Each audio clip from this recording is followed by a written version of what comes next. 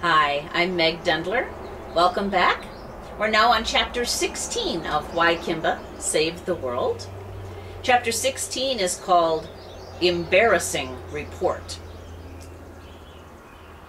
It was 2 days later before Kimba could bring herself to head into the bathroom to give her report about the fiasco outside.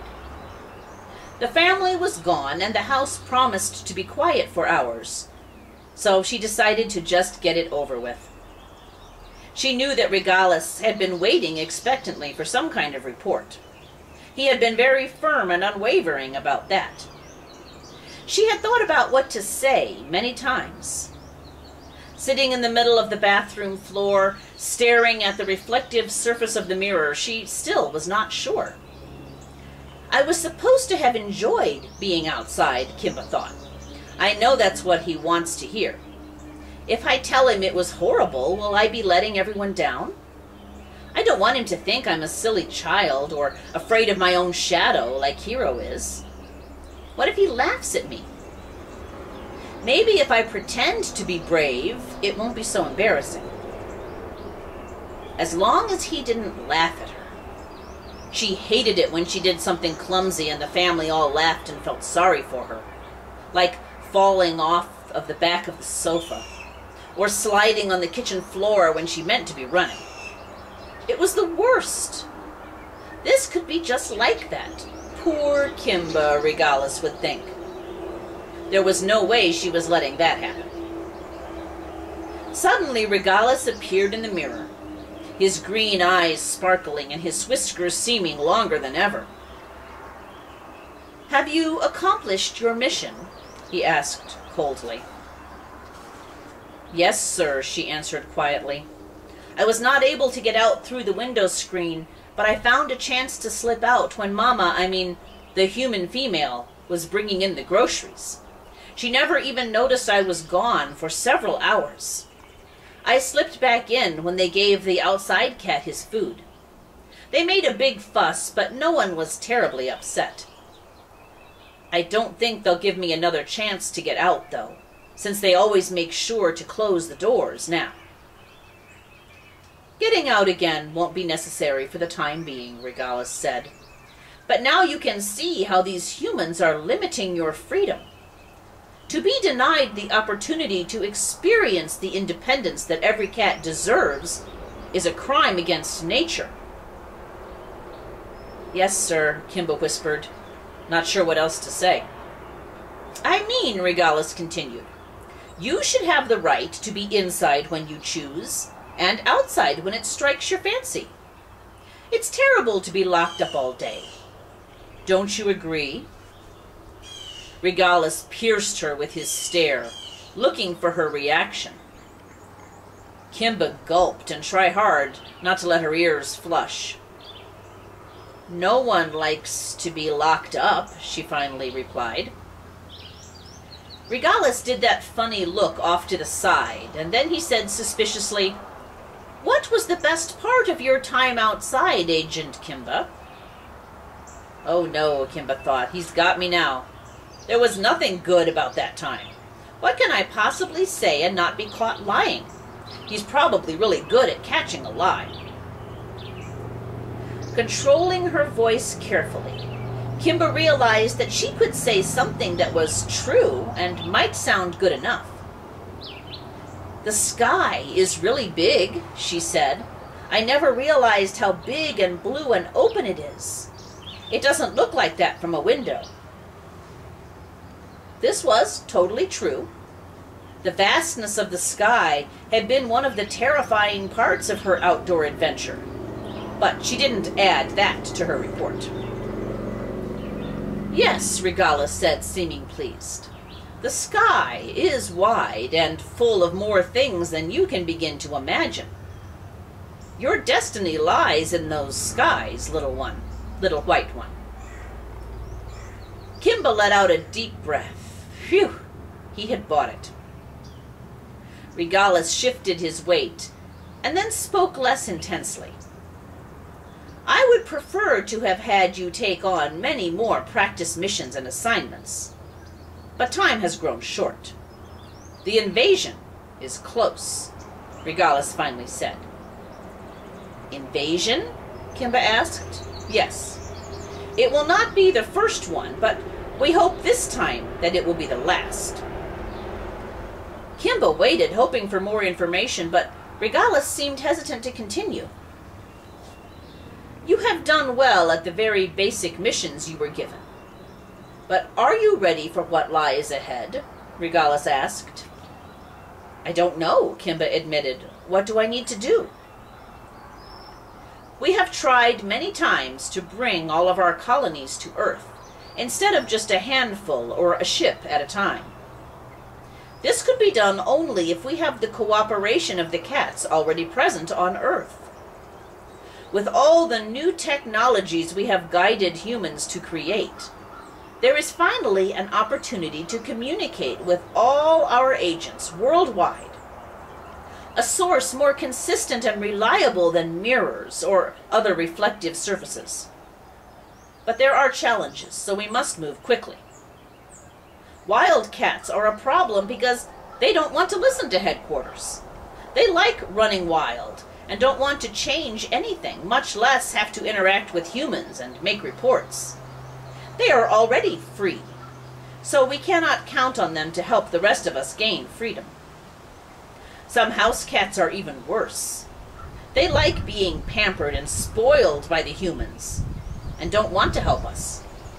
Usually they just ignore us after the first report or two, if we can even get their attention in the first place. Kimba thought of Miss Fatty Cat sleeping on her pillow and could believe it. Time is growing short. We are losing contact with our agents around the world at an amazing rate.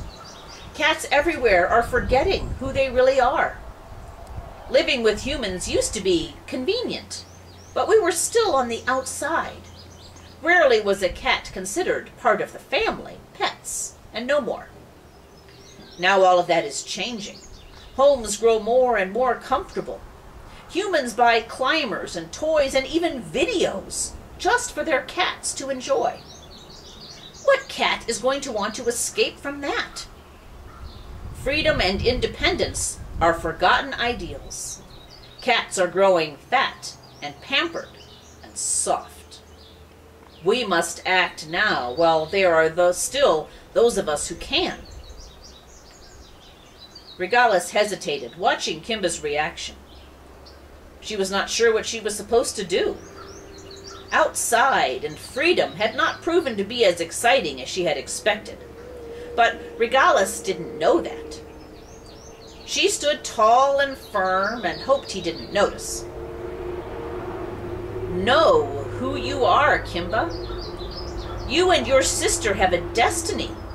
You were born with a purpose that no human comforts can take away. Now is the time to act and claim that destiny. There was a fire in Regalis' eyes that scared Kimba. Her ears and nose flushed pink. But she stood her ground. We need your loyalty now more than ever. So we can be sure of you, we gave you tests, Regalis finally said. But we have to know that you won't let us down. What do I have to do? Kimba asked. You need to learn about the machines that the humans use, Regalis said. Kimba thought for a moment. There were a lot of machines in the house. There was the creaky thing upstairs that Mama and Daddy pretended to run on. There were machines that made music.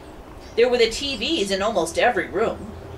There was the noisy fur-sucking machine that Mama used every few days.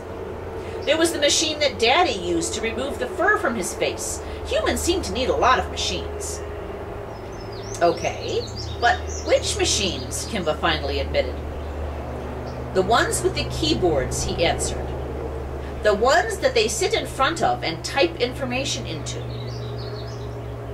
Kimba thought of Mama in the evening, sitting at her desk and making those clicking noises with her hands. Maybe that was the typing he meant. Well, goodness, she thought. There are 3 of those machines in the house. Does it matter which one? She asked. There are 3 of them. Daddy has one, but he keeps the door to that room closed unless he is in there with us. Mindy and Leia have one upstairs in their game room, and Mama has one she uses in her office. The one visited by the young females may be useful, but harder for you to spy on without drawing suspicion. Pay attention to the one used by the grown female human who trusts you. Use that trust to your advantage, he sneered. Her machine will have the information that we will need most urgently, and it will be easiest to access. Kimba nodded. That would be easy. She spent almost every day of her life in that room with Mama while she was using the machine. It was a great time to get loving scratches on the head, but not be grabbed and cuddled. There are rarely mirrors in the rooms that house these machines, so we especially need their assistance of our agents for this part of the invasion, Regalis continued. But what do I need to do? Kimba asked. For now, you need to notice how the keyboard is used and how it relates to what appears on the screen in front of the human. Try to learn what keys make what marks.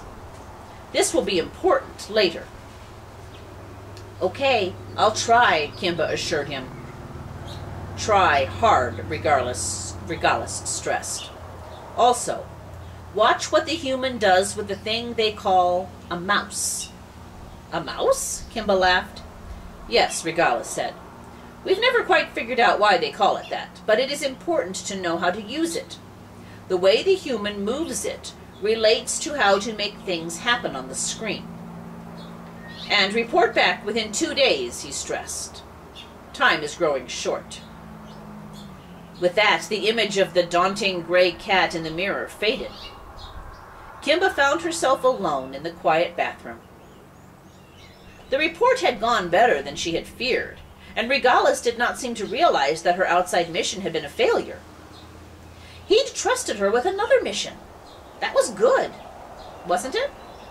Did she want another mission? Yes, Kimba thought. She would prove herself to be a cat of value and worth to her race. She would fulfill her destiny, whatever that may be. She would accomplish her next mission with pride. She had 2 days. That's the end of Chapter 16. I'll see you again next time.